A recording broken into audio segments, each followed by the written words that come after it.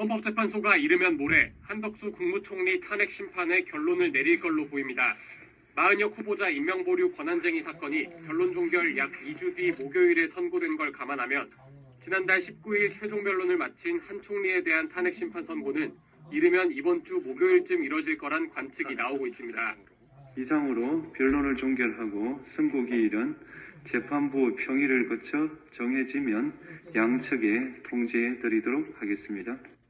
사상 초유의 대통령 권한대행의 권한대행 체제가 끝날 수 있을지 주목되는 가운데 한 총리 탄핵 사유 중 하나인 헌법재판관 후보자 임명 거부가 변수로 꼽힙니다.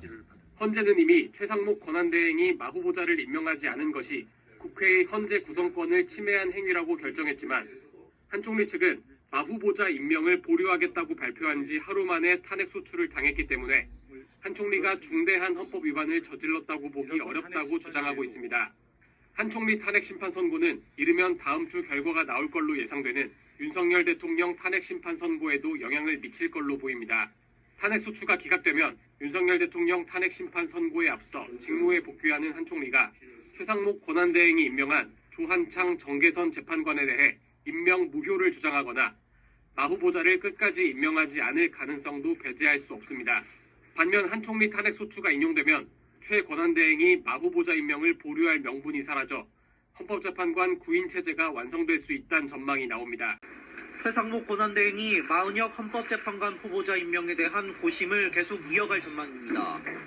후보자 미임명은 위헌이라는 헌재 결정문 분석과 법리 검토 결과를 보고받았고 국무회의 전 간담회에서 국무위원들의 의견을 수렴했지만 최 대행은 오늘 결론을 내지 않았습니다. 간담회 자리에서 국무위원들은 마 후보자 임명을 급하게 결정해선 안 된다고 건의한 것으로 전해졌습니다. 한 정부 관계자는 다양한 측면에서 여러 의견이 나왔다면서도 숙고해야 할 점이 많다는 데는 모두가 동의했다고 말했습니다. 특히 한덕수 국무총리의 탄핵 심판 선고가 얼마 남지 않은 만큼 한 총리 복귀 여부와 시기를 고려해야 한다는 의견도 있었던 것으로 알려졌습니다. 최 대행은 간담회 이후 이어진 국무회의에서 마 후보자 임명에 대해 언급하지 않았습니다. 최 대행은 대신 3.1절에 이어 오늘도 위기 극복을 위해 통합이 필요하다고 밝혔습니다. 그 어느 때보다도 대한민국의 생존과 번영을 위한 통합의 힘이 절실합니다. 정부와 국회, 민간이 힘을 합쳐 당면한 미국발 통상전쟁에 총력 대응해야 합니다.